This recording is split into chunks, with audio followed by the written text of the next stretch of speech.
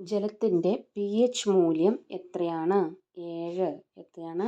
7. മണ്ണിനെ കുറിച്ചുള്ള പഠനശാഖ പീഡിയോളജി. എന്താണ്? പീഡിയോളജി. ദേശീയ മാതൃസുരക്ഷാ ദിനം എന്നാണ്? ഡിസംബർ 5. ഡിസംബർ 5. ഇൻ്റർനെറ്റിൻ്റെ പിതാവ്? Vint surf.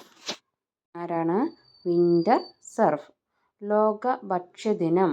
ഒക്ടോബർ 16. ഒക്ടോബർ 16.